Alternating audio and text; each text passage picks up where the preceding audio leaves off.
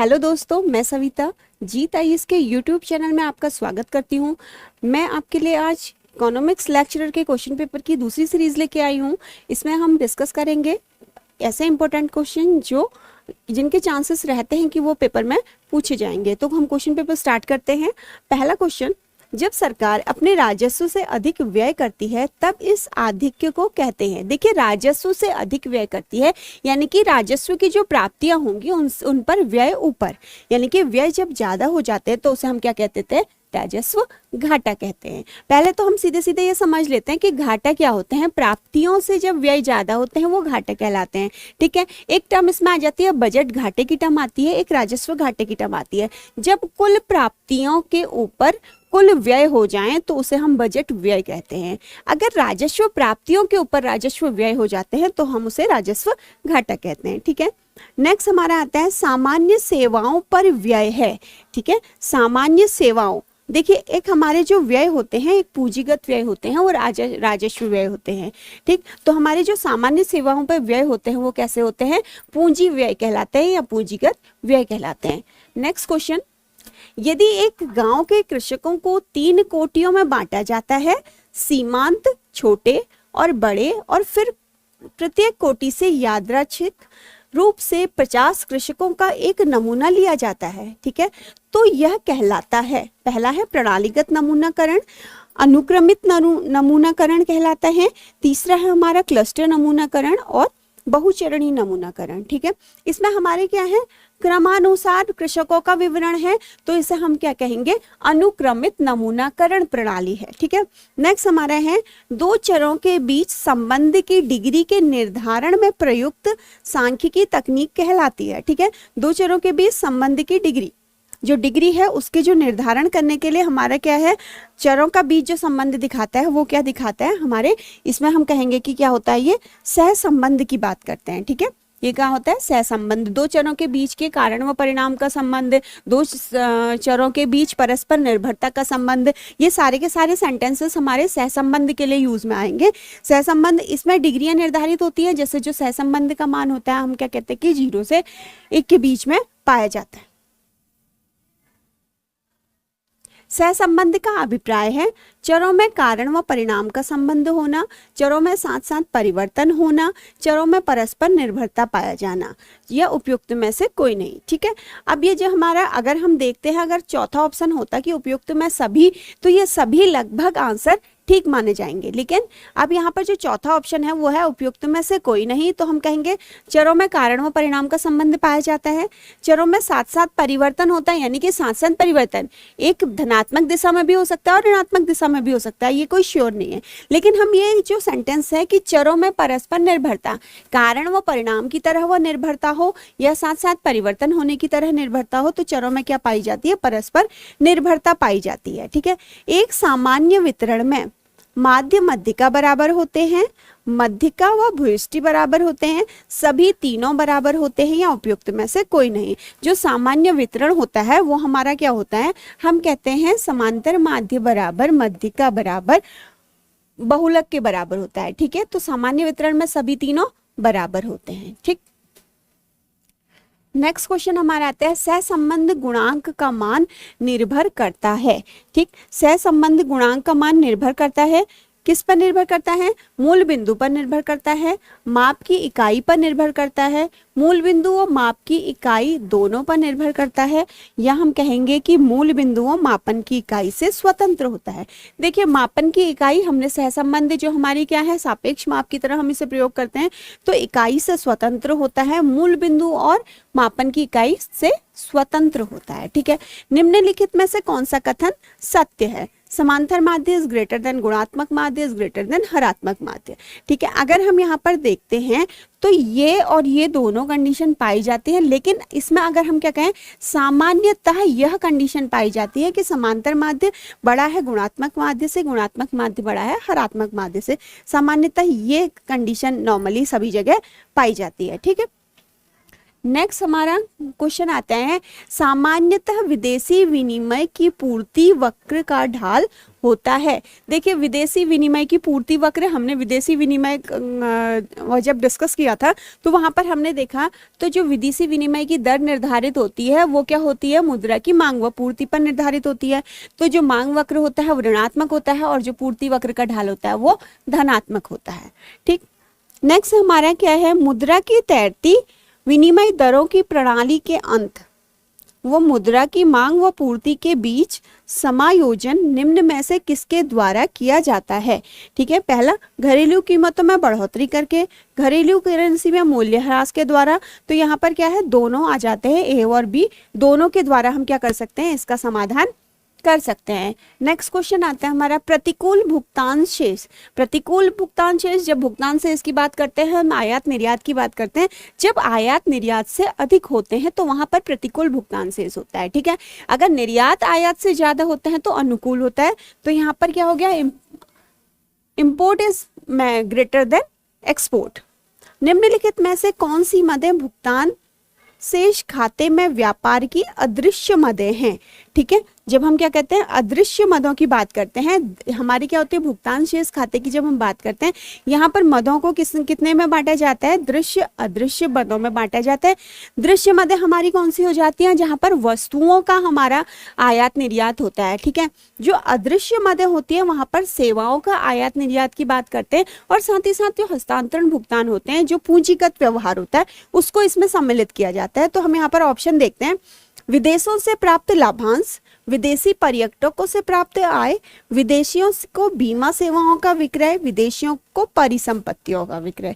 ठीक है, ये देखिए लाभांश से है, पर्यटकों से आय प्राप्त है, बीमा से है और परिसंपत्तियों का विक्रय किया है। तो ये सारे के सारे हमारी क्या है, अदृश्य मदों के अंतर्गत आ जाते हैं। तो हमारा ऑप्शन सी आता है कि उपयुक्त सभी। नेक्स्ट हमारा क्वेश्चन है, एक देश का व्यापार शेष निम्नलिखित में से किसके आयात व निर्यात के मूल्यों पर निर्भर करता है। केवल दृश्य मदों पर, क्या कहा, व्यापार शेष। अब आप यहाँ पर ध्यान दीजिएगा, एक शब्द आता है भुगतान शेष, एक आता है व्यापार शेष। जब व्यापार शेष की बात करते हैं तो वहां पर हम केवल दृश्य मदों की बात करते हैं। किसकी बात करते हैं, दृश्य मदों की बात करते हैं। तो यहाँ पर क्या कहा, व्यापार शेष निम्नलिखित में से किसके आयात और निर्यात मूल्यों पर आधारित होता है, केवल दृश्य मदों के, केवल अदृश्य मदों के, दृश्य व अदृश्य दोनों मदों के, या उपयुक्त में से कोई नहीं। तो हमारे यहाँ पर क्या ऑप्शन आ जाएगा, केवल दृश्य मदों के। हम कौन सी बात कर रहे हैं, व्यापार शेष की बात कर रहे हैं। अगर भुगतान शेष होता, इस व्यापार शेष की जगह अगर भुगतान शेष होता तो हम यहाँ पर क्या कह देते, दृश्य और अदृश्य मदें दोनों इसमें सम्मिलित की जाती है। ठीक है, नेक्स्ट हमारा क्वेश्चन है, डैश कुल प्राप्तियों व कुल व्यय के बीच का अंतर है। कुल प्राप्तियों और कुल व्यय के बीच का अंतर, इससे पहले जब हमने राजस्व घाटा पढ़ा था तो हमने पढ़ा था, तो कुल प्राप्तियां कुल व्यय, इनका जो अंतर आता है ये क्या आता है, बजट घाटा कहलाता है। ठीक है, पूरे बजट की हम यहाँ पर बात करते हैं तो ये क्या कहलाता है, बजट घाटा कहलाते हैं। ठीक है, नेक्स्ट क्वेश्चन, बजटरी घाटे की तुलना में राजकोषीय घाटे का आकार सदैव अधिक होगा, कम होगा, समान होगा, या उपयुक्त में से कोई नहीं। देखिए जो बजट घाटा होता है उसमें हमारा क्या, हमने क्या कहा, कुल प्राप्तियों व कुल व्यय का अंतर होता है। ठीक है, जो राजकोषीय घाटा होता है ना, राजकोषीय घाटा ये समझ लीजिए, जब हम क्या करते हैं, बैलेंस शीट बनाते हैं, भुगतान और हमारे क्या हो जाते हैं, प्राप्तियां और व्यय बराबर हो जाते हैं, ऐसा हम क्या कहते हैं, उसमें बैलेंस करते हैं। तो हमारी जो हमारे भुगतान वो प्राप्तियों दोनों को बराबर करने के लिए यहाँ पर जो हमारी क्या होती है, घाटा जो होता है वो किससे, विकास कार्यों के लिए गए ऋण होते हैं। ठीक है, जो हमारा क्या है, बजट घाटे में अगर हम विकास कार्यों में लिए गए ऋणों को जोड़ देते हैं तो वो हमारे क्या है, राजकोषीय घाटे की तरह हो जाते हैं। तो अगर यहाँ पर क्वेश्चन हमारे पास क्या बना है कि बजटरी घाटे की तुलना में राजकोषीय घाटे का आकार सदैव अधिक होगा, क्योंकि हमारे बजटरी घाटे, जब हमने कहा कुल प्राप्तियों कुल व्यय का जो अंतर हमारा बजट घाटे के रूप में आएगा, वहां पर हम क्या कर देते हैं, उसमें हम क्या जोड़ देते हैं, जो हमारे ऋण लिए जाते हैं, जो भी विकास कार्यों के लिए हम लोन वगैरह लेते हैं, वो सारे के सारे इसमें जोड़ दिए जाते हैं। तो उसमें एडिशनल क्या हो जाता है, लोन्स वगैरह जो है वो एडिशनल है, यानी कि राजकोषीय घाटे से मतलब ही जो हमारे ऋण से संबंधित है। राजकोषीय घाटा क्या है, ऋण से संबंधित है। ठीक है, लैंगिक बजट प्रणाली सर्वप्रथम किस देश में प्रारंभ की गई थी? जो हमारा इसका आंसर सीधे सीधे क्या आ जाता है, ऑस्ट्रेलिया में प्रारंभ की गई थी। नेक्स्ट हमारा आता है, एक शुद्ध सार्वजनिक वस्तु की सीमांत लागत क्या होगी? शुद्ध सार्वजनिक वस्तु, ठीक है, जो शुद्ध सार्वजनिक वस्तु होती है हमारी, जो उसकी सीमांत लागत क्या होती है, उसकी शून्य होती है, क्योंकि सार्वजनिक वस्तुओं का जो प्रयोग, सार्वजनिक वस्तु जो होती है वो किसके लिए प्रयोग किया जाती है, कल्याण के लिए प्रयोग की जाती है। यहाँ पर जो इसकी सीमांत लागत क्या हो जाती है, शून्य हो जाती है। निम्न में से कौन सा अपकिरण की सापेक्ष माप है? अपकिरण की सापेक्ष, मैंने कहा था जितने भी गुणांक होते हैं वो सापेक्ष माप होते हैं, तो सीधे सीधे हम क्या कहेंगे, जो विचलन गुणांक है वो इसकी सापेक्ष माप है। नेक्स्ट क्वेश्चन, एक निर्देशांक आदर्श होता है जब वह संतुष्ट करता है केवल समय उत्क्रमणता को, केवल तत्व उत्क्रमणता परीक्षण को, ए व बी दोनों को। तो इसका ऑप्शन क्या है, समय उत्क्रमणता और तत्व उत्क्रमणता दोनों को इसमें सम्मिलित किया जाता है। नेक्स्ट हमारा आता है, रुपये को भुगतान शेष के चालू खाते में परिवर्तनीय बनाया गया। कब बनाया गया? अगस्त 1994 में इसको परिवर्तनीय बनाया गया था। नेक्स्ट क्वेश्चन हमारा, प्रणालीगत रूप से एकत्रित अंकीय तथ्य किस दृष्टि से सांख्यिकी की परिभाषा है? प्रणालीगत रूप से एकत्रित हमारे क्या है, जो अंकीय तथ्य हैं, किस दृष्टिकोण से सांख्यिकी की परिभाषा है? तो हमारे क्या होते हैं, ये बहुवचन एकत्रित अंकीय तथ्य है, यानी कि बहुत सारे तथ्यों को हम ले रहे हैं, तो यहाँ पर क्या है, बहुवचन के रूप में। अगर हम इन अंकों को समूह के रूप में लेते हैं, एकल के रूप में काम करते हैं, तो वहां पर हमारे एकल के रूप में भी ये प्रयोग में आते हैं। कौन सी एक गैर प्रायिकता आधारित नमूनाकरण विधि है? गैर प्रायिकता आधारित, ठीक है, प्रायिकता जिसमें प्रयोग नहीं किया जाता, हमारा क्या है, पहला प्रणालीगत नमूनाकरण, कोटा नमूनाकरण, अनुक्रम यादृच्छिक नमूनाकरण और साधारण यादृच्छिक नमूनाकरण। इसमें हमारा बी ऑप्शन है, कोटा नमूनाकरण।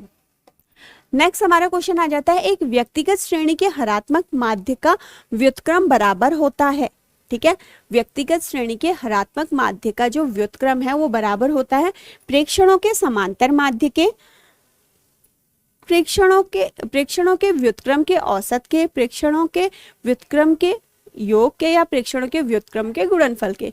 जो हरात्मक श्रेणी का जो मान होता है, व्युत्क्रम किसके बराबर होता है, प्रेक्षणों के समांतर माध्य के व्युत्क्रम के बराबर होता है, ठीक।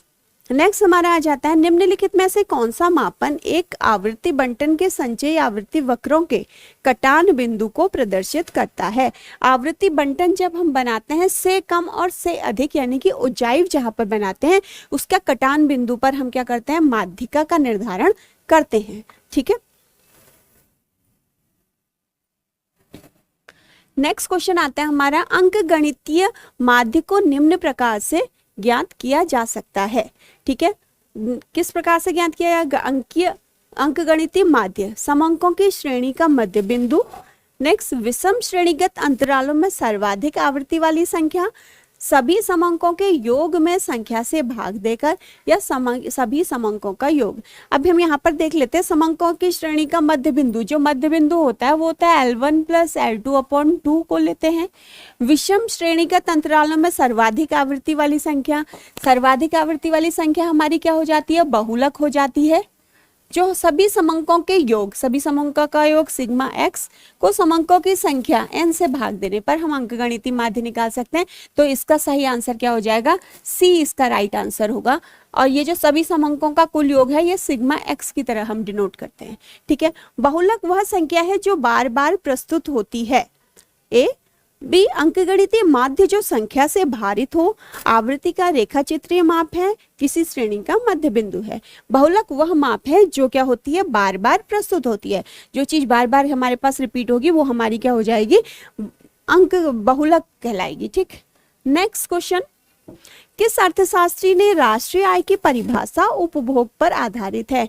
यानी कि उपभोग से जोड़ते हुए परिभाषा देने वाले जो हमारे अर्थशास्त्री थे वो कौन थे, फिशर हुए, ठीक।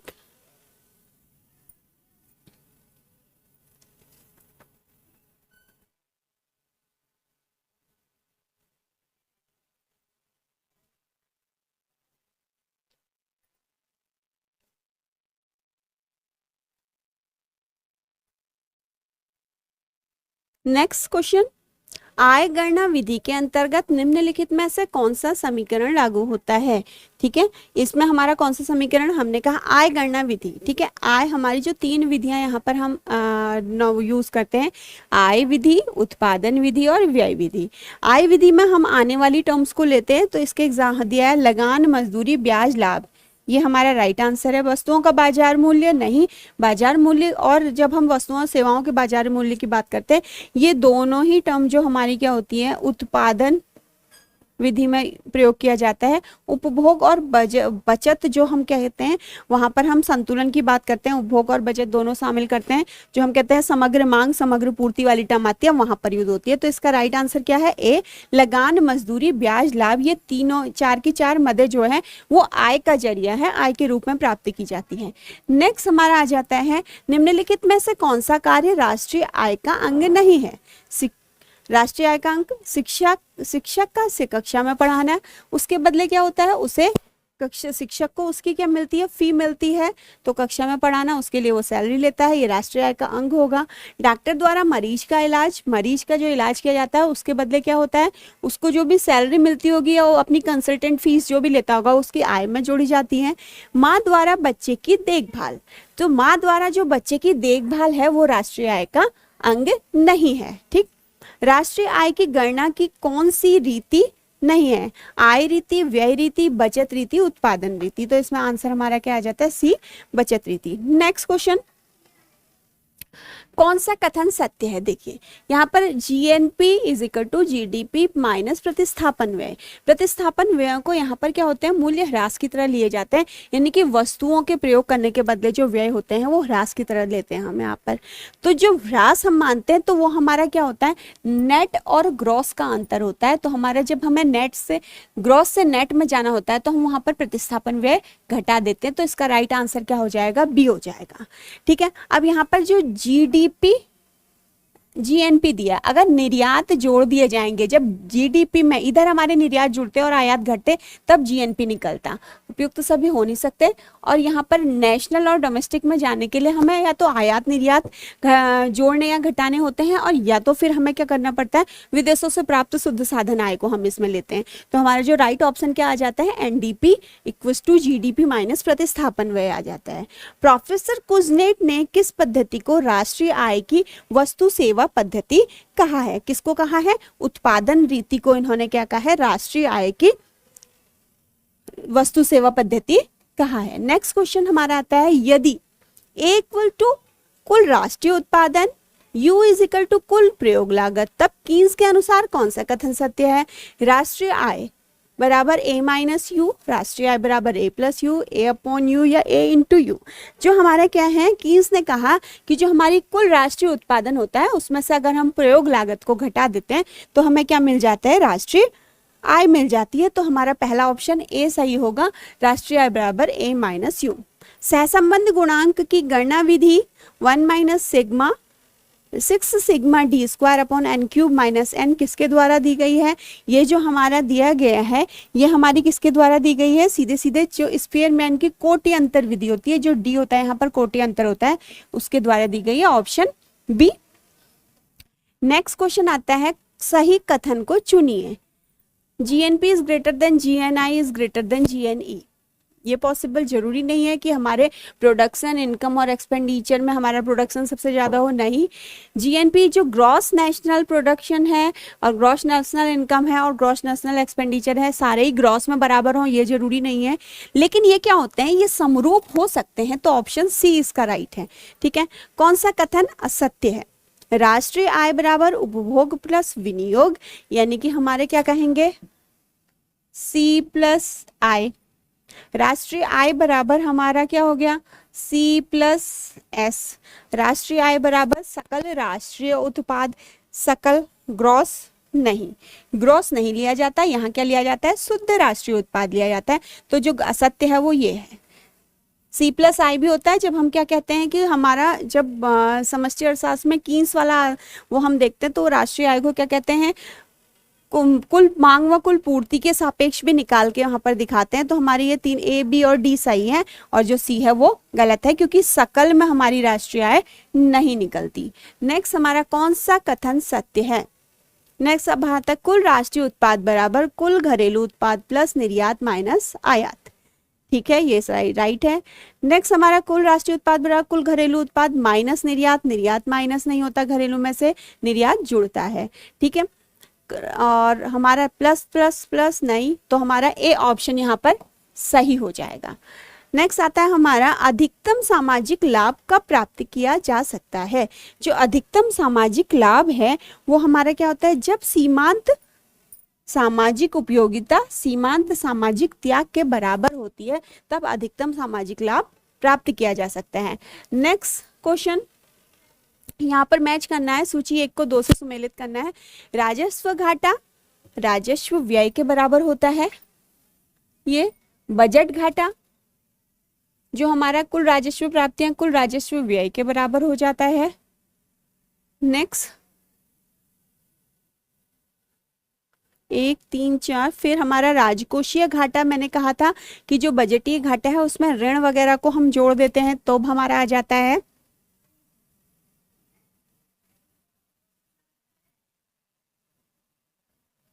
सॉरी, राजस्व घाटा, ये थोड़ी सी मिस्टेक हुई है, इसको हम हटा देंगे। राजस्व घाटा राजस्व प्राप्तियां राजस्व व्यय बजट घाटा कुल राजस्व और कुल व्यय को घटाकर राजकोषीय घाटे में ऋण व अन्य देयताएं शामिल की जाती हैं। नेक्स्ट प्राथमिक घाटे में राजकोषीय घाटा माइनस ब्याज भुगतान को घटा दिया जाता है। तो हमारा जो डी ऑप्शन इसका सही आता है। ए का 4, बी का 3, सी का 2 और डी का 1। नेक्स्ट हमारा क्या आता है, भारत में राजकोषीय उत्तरदायित्व तथा बजट प्रबंधन नियम लागू किया गया वर्ष, किस वर्ष में लागू किया गया, जो हमारे क्या है 2004 में लागू किया गया।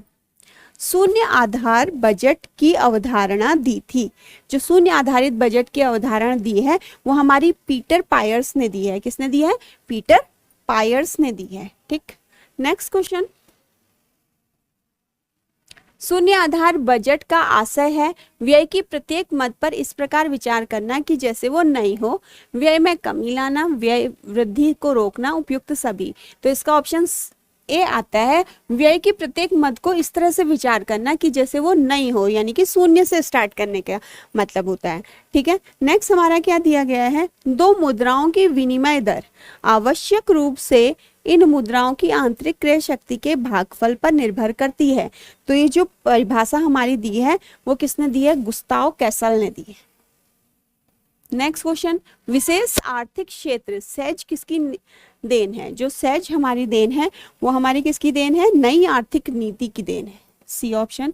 बीओपी में घाटा सही किया जाता है ब्याज दर में वृद्धि करके, ब्याज दर में कमी के द्वारा और विप्रेषण रोककर, एफआईआई और एफडीआई को हतोत्साहित करके। जो हमारा क्या होता है, इसमें हम क्या करते हैं, जो हमारा बीओपी है इसमें घाटे को हम ब्याज दर में वृद्धि करके सही कर सकते हैं।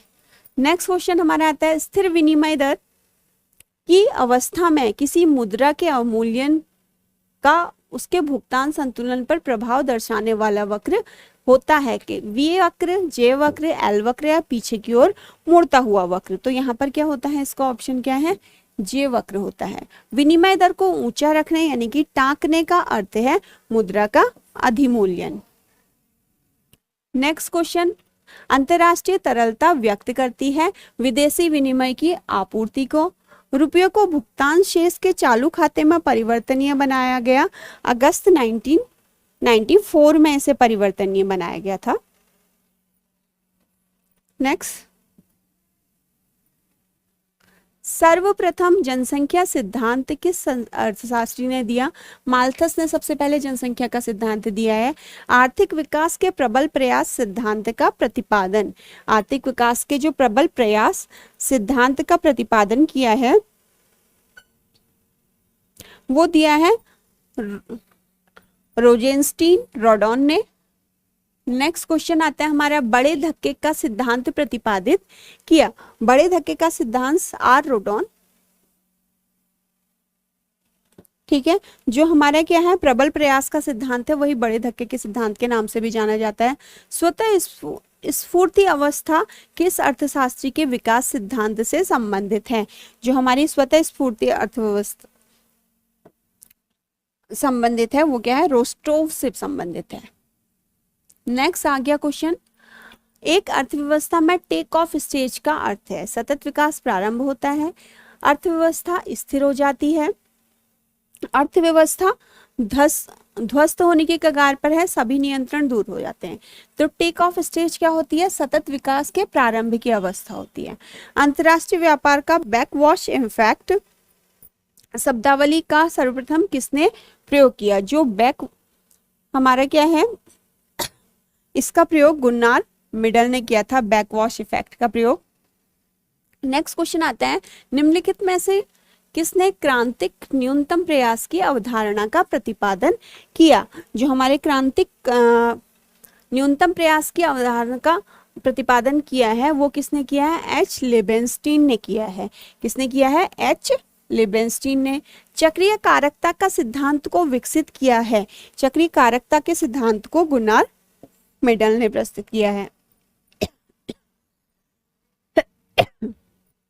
नेक्स्ट, हरात्मक माध्य ज्ञात करने के लिए निम्नलिखित में से किस सूत्र का प्रयोग किया जाता है? तो हमारा की जो राइट आंसर है वो क्या है? ये है, सी है। यह सूत्र P01 = 1/2 sigma P1 Q0 upon sigma P0 Q0 plus sigma P1 Q1 sigma P0 Q1 into 100 है। यह है डॉर्बिस तथा बाउले विधि को दर्शाता है। ठीक। नेक्स्ट क्वेश्चन, किसान रेल एवं कृषि उड़ान संबंधित है? जो हमारे क्या है, सब्जियों और फलों के परिवहन से, जो और सड़क यातायात से, किसानों के यातायात से। जो हमारा पहला आ जाता है ए, सब्जियों व फलों के परिवहन से।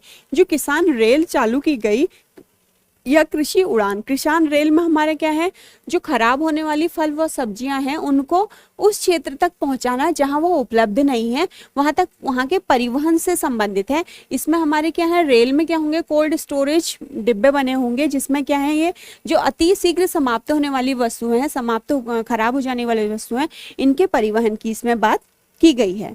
कृषि कानून 2020 से संबंधित नहीं है। अभी देखिए, आपने देखा होगा जो कृषि कानून है इसको लेके बड़े धरने हो रहे हैं, बड़े प्रदर्शन हो रहे हैं, अभी भी ये सब कुछ चल रहा है, लगभग 1.5 साल होने को आया है। तो ये कृषि कानून में कौन कौन से 3 कानून संबंधित हैं ये मैं आपको बताऊंगी। इसमें जो संबंधित नहीं है कह रहे हैं, किसान उपज व्यापार व वाणिज्य अधिनियम 2020, आवश्यक वस्तु अधिनियम और मूल्य आश्वासन व कृषि सेवाओं पर किसान समझौता अधिनियम, ये भी 2020 है। और जो आवश्यक वस्तु अधिनियम है ये क्या है, संशोधित किया गया है। ठीक है, ये पहले से अधिनियम है, इसे क्या किया गया है, संशोधित किया गया है। खाद्य प्रसंस्करण अधिनियम, ये वाला अधिनियम यहाँ पर लागू नहीं है। तो कृषि कानून 2020 जो आया है उससे संबंधित क्या है, ये 3 कानूनों के ऊपर क्या चल रहा है, डिस्कशन चल रहा था। नवरत्न कंपनियों की संख्या है। एक हमारी कंपनियां क्या होती है, महारत्न होती हैं, नवरत्न होती हैं और मिनी रत्न होती हैं। ठीक है, तो जो हमारी क्या है, हम कह रहे हैं कि जो किसकी, नवरत्न कंपनियों की संख्या, हमारी जो महारत्न कंपनियां हैं वो कितनी है, 14 है। महारत्न कंपनियां 10 हैं, नवरत्न कंपनियां कितनी है, 14 है। और जो हमारी मिनी रत्न है वो कितनी है, 74 है। यहाँ पर तीनों ही आंसर दिए हैं तो कंफ्यूजन क्रिएट हो जाता है। तो क्या है, महारत्न की संख्या 10, नवरत्न की संख्या 14 और जो हमारी क्या है, मिनी रत्न है उनकी संख्या कितनी है, 74 है।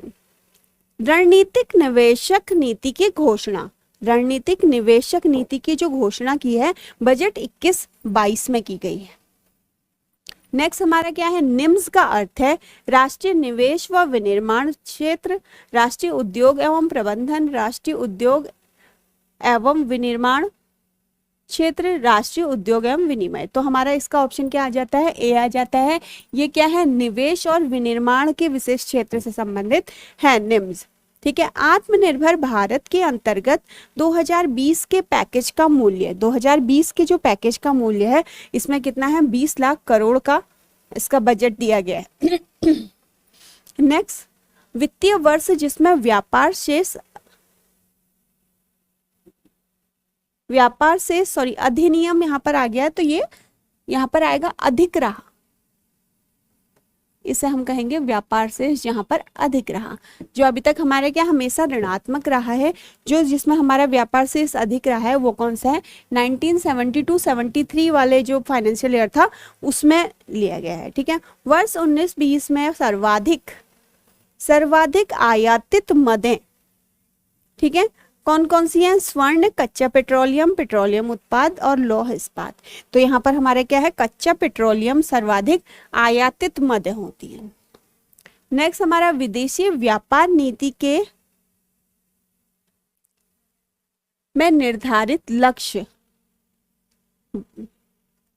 विदेशी व्यापार नीति के तहत 2020 में निर्यात लक्ष्य, ये क्वेश्चन में मिस्टेक हो गई है, इसमें यहां पर इस क्वेश्चन को ऐसा कर लीजिए, विदेशी व्यापार नीति के तहत 2020 में निर्यात लक्ष्य, यह आ जाएगा निर्यात लक्ष्य। ठीक है, जो निर्यात लक्ष्य रखा गया था वो कितना है, 900 अरब डॉलर का रखा गया है। हस्तांतरण भुगतान, ठीक, हम यहाँ पे देखते हैं कि इसका क्या है, 900 अरब डॉलर आंसर होगा। हस्तांतरण भुगतान है सेवा के बदले दिया जाने वाला भुगतान, वस्तुओं के बदले दिया जाने वाला भुगतान, वस्तुओं और सेवाओं के बदले दिया जाने वाला भुगतान या बिना किसी सेवा के बदले दिया जाने वाला भुगतान। तो जो हस्तांतरण भुगतान होता है वो सहायतार्थ बिना किसी सेवा के बदले दिया जाने वाला भुगतान होता है। नेक्स्ट क्वेश्चन, जीडीपी की गणना की जाती है तिमाही, मासिक, अर्धवार्षिक, इनमें से कोई नहीं। जो जीडीपी की गणना क्या की जाती है, तिमाही की जाती है, फिर इसे वार्षिक में कन्वर्ट किया जाता है। सांख्यिकी का अर्थ लिया जाता है समंक, विधियां, प्रतिदर्शक, उपरोक्त सभी। तो हमारे क्या आ जाते हैं यहाँ पर, उपरोक्त सभी के रूप में क्या लिया जाता है, सांख्यिकी का अर्थ लिया जाता है। नेक्स्ट क्वेश्चन आता है, कोल इंडिया लिमिटेड से लिए गए समंक हैं प्राथमिक समंक, द्वितीयक समंक, और ब दोनों, इनमें से कोई नहीं। देखिए प्राथमिक समंक क्या होते हैं, पहली बार एकत्र किए जाते हैं। जो द्वितीयक समंक होते हैं वो पहले से एकत्रित किए होते हैं। तो कोल इंडिया लिमिटेड ने क्या किया है, जो भी आंकड़े बनाए हैं पहले से वो क्या है, द्वितीयक समंक कहलाएंगे। सांख्यिकी अनुमानों व संभावितताओं का विज्ञान है, सांख्यिकी अनुमानों व संभावितताओं का विज्ञान है। तो हमारा इसका जो परिभाषा दी है ये क्या है, बॉर्डिंगटन होना चाहिए था यहाँ पर, बॉर्डिंगटन ने दी है। ठीक है, नेक्स्ट हमारा क्वेश्चन आ जाता है, एक अच्छी प्रश्नावली के गुण नहीं है, संक्षिप्त, स्पष्ट, वस्तुनिष्ठ, दीर्घ प्रश्न। जो प्रश्नावली तैयार की जाती है वहां पर दीर्घ प्रश्न तैयार नहीं किए जाते हैं, शॉर्ट प्रश्न होते हैं। ठीक है, गुणों के आधार पर समंकों को वर्गों में बांटना कहलाता है, ये वर्गीकरण कहलाता है। नेक्स्ट हमारा आ जाता है सापेक्ष विभ्रम। सापेक्ष विभ्रम का मान क्या होता है, a माइनस ई के बराबर होता है। ठीक है, सापेक्ष विभ्रम क्या होता है, a माइनस ई के बराबर होता है, यानी कि हमारा एक्चुअल मूल्य, यानी कि a का मतलब क्या हो जाता है यहाँ पर, वास्तविक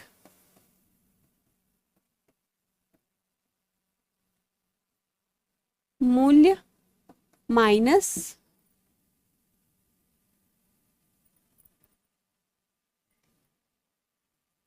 अनुमानित मूल्य से संबंधित होता है। ठीक है, समंक संपादन का पहलू है उपसादन, तुलनात्मकता, और दोनों, इनमें से कोई नहीं। तो उपसादन यानी कि सन्निकटीकरण, जब हम यहाँ पर अप्रोक्सीमेटली लेते हैं, अप्रोक्सीमेट वैल्यू जब ले लेते हैं, उपसादन जिसे कहते हैं या सन्निकटीकरण कहते हैं, ये हमारे समंक संपादन का पहलू होता है। नेक्स्ट हमारा आता है, निम्न में से श्रेणी का प्रकार नहीं है, व्यक्तिगत श्रेणी, स्थान श्रेणी, दशा श्रेणी, आवृत्ति श्रेणी। तो क्या है, ये तीनों ही श्रेणियां होती हैं, आवृत्ति श्रेणी कोई श्रेणी का प्रकार नहीं है। मध्य मूल्य का मान होता है L1 + L2/2। नेक्स्ट यहाँ पर इसे आप ये कर लीजिए, इसे 1 कॉमा आएगा यहाँ पर, 1 कॉमा 2 कॉमा 4, यानी कि 1, 2 और 4 का क्या है, हमारा ज्यामिति माध्य क्या है, 1, 2 और 4 का ज्यामितीय माध्य क्या होता है, इनकी गुणाकर का nवां मूल्य क्या होता है, ज्योमेट्रिक मीन आता है। तो हमारा क्या आ जाएगा यहाँ पर 8 आ गया। तो ये 2 इंटू 2 हम ले सकते हैं। तो ये क्या आ गया हमारे पास आंसर 2। तो इसका आंसर क्या आ जाएगा, 2 आ जाएगा। माध्य से गणना किए गए द्वितीय घूर्ण के विचलन का वर्गमूल है एस डी। नेक्स्ट, प्रतिचयन विधि है अध्ययन की प्रतिदर्श की समग्र की। प्रतिदर्श और समग्र दोनों के अध्ययन की विधि है। सांख्यिकी का प्रयोग किया गया 1749 में इसका प्रयोग किया गया। नेक्स्ट आता है हमारा, निम्न में से कौन सी माप सूचकांक से संबंधित है, समांतर माध्य, गुणोत्तर माध्य, मध्य का बहुलक। तो समांतर माध्य किससे संबंधित है, हमारी सूचकांक से संबंधित है। ठीक है, अब यहाँ निम्न पदों का प्रमाप विचलन होगा। प्रमाप विचलन हमने निकालना है तो हम क्या कहते हैं, विचलनों के वर्गों के योग के वर्गमूल को हम क्या कहते हैं, प्रमाप विचलन कहते हैं। तो हमारा हम लेते हैं 2, 4, 6, 8, 10 और 12। जो यहाँ पर n कितना आ गया, संख्या इनकी कितनी हो गई, 1, 2, 3, 4, 5 और 6, यानी कि n बराबर 6 हो गया। नेक्स्ट, ये हमको x दे दिया गया है, इसको जोड़ के हम सिग्मा x निकाल लेंगे। 12, 10, 22, 8, 12, 10, 22 और 8, 30, 30, 10, 40, 2, 42। तो पहले हमने क्या निकाला, x बार समांतर माध्य निकाल लिया। समांतर माध्य 7 आ गया। तो हम का विचलन निकालेंगे, d निकालेंगे x माइनस x बार करके। तो 2 minus 7 minus 5, 4 minus 7 minus 3, 6 minus 7 minus 1, 8 minus 7 1, 10 minus 7 3, 12 minus 7 5। इनके वर्गों की बात कर रहे हैं तो हमारा d का स्क्वायर हो गया यहाँ पर, ये 25, 9, 1, 1, 9, 25। जो इनका योग आ जाता है वो कितना आ जाता है, 25, 25, 50, 60, 70। सिग्मा डी स्क्वायर हो गया 70। तो हमें क्या निकालना है, एच डी निकालना है। तो under root sigma D square upon N, 70/6। ऐसे हम डिवाइड करेंगे यहाँ पर, 6 एकम 6, 0, 6 एकम 6, 4.6 छिक्का 36, यानी कि ये आ गया 11.67। फिर इसका हम क्या निकाल लेते हैं, वर्गमूल निकाल लेंगे। वर्गमूल 6, 7 पेयर बना लीजिए। तो हमारा क्या हो जाएगा, 2, 2, 2, 2, 3, 3 टाइम जाएगा, 3, 3 जा 9। यहाँ पर +3 कर दिया तो क्या आ गया, 6 आ गया। इससे माइनस कर दिया 9 से 2, पॉइंट लग जाएगा। 6, 7 एक साथ उतर जाएगा। फिर हम देखते हैं 6, 4 जे 24, 4, 4, 4, 4 जे 16, 1, 4, 6 जे 24, 25। फिर इसमें +4 हो जाएगा, 68 हो जाता है। इसे हमने माइनस किया 1, 1। 2 0 हमारे एक साथ आएंगे तो हम क्या देखते हैं यहाँ पर, 2 बार नहीं जाएगा, एक बार जाएगा, एक बार जाएगा। लगभग हमारा हम कहते हैं कि C 3.42 इसका आंसर हो जाएगा। नेक्स्ट हमारा क्वेश्चन आता है, विचरण गुणांक 50% है, सिग्मा हमारे पास 25 दिया है, तो x बार होगा, यानी कि x बार का मतलब क्या हो गया, समांतर माध्य होगा। जो विचरण गुणांक का सूत्र होता है, गुणांक बराबर हमारा क्या हो जाता है, x bar into x bar into 100। विचरण गुणांक हमें कितना दे रखा है, 50 दे दिया है, ये 25 दे दिया। x बार इंटू 100, x बार निकालना होगा तो हमें 25 50 गुणा 100 कर देंगे।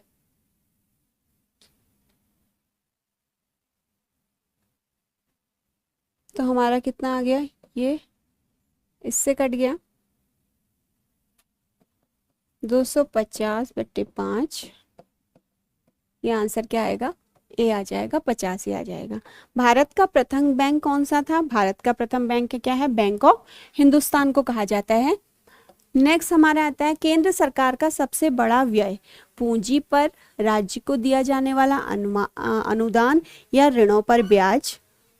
इनमें से कोई नहीं। जो हमारा क्या होता है, केंद्र सरकार का जो सबसे बड़ा व्यय है, ठीक है, केंद्र सरकार के सबसे बड़े व्यय में क्या, कौन सा व्यय आता है? राज्यों को दिया जाने वाला अनुदान सबसे बड़ा व्यय होता है। ठीक है, बजट पेश किया जाता है फरवरी के प्रथम कार्य दिवस पर, फरवरी के अंतिम कार्य दिवस पर, मार्च के प्रथम कार्य दिवस पर। इनमें से कोई नहीं। ठीक है, अभी जो बजट पेश किया जाता है फरवरी के प्रथम कार्य दिवस पर पेश किया जाता है। 2017 से पहले ये अंतिम कार्य दिवस को पेश किया जाता था, 2017 से पहले। ठीक, नेक्स्ट आता है वित्त आयोग का प्रावधान है अनुच्छेद 280 में है। वित्तीय वर्ष 2020-21 में राजस्व में सर्वाधिक योगदान था जीडीपी,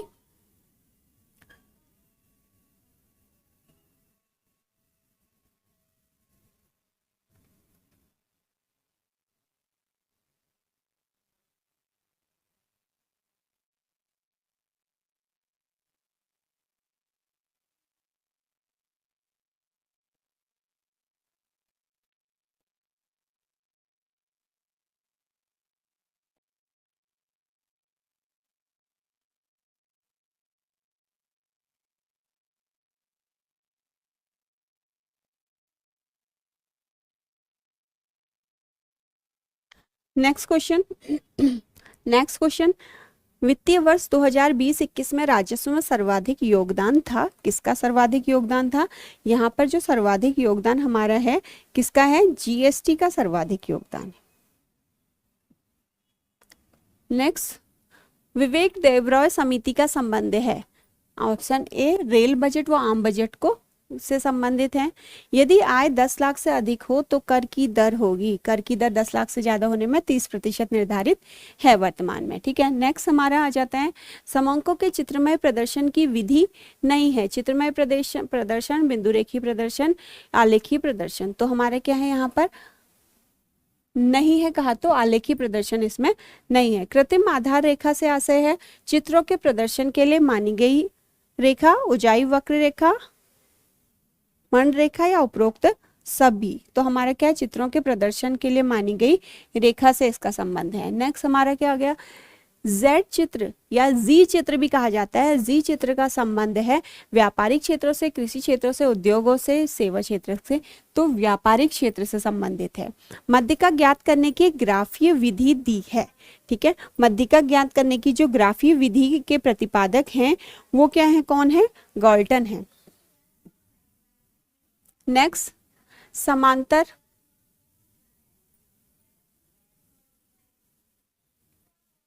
बड़ी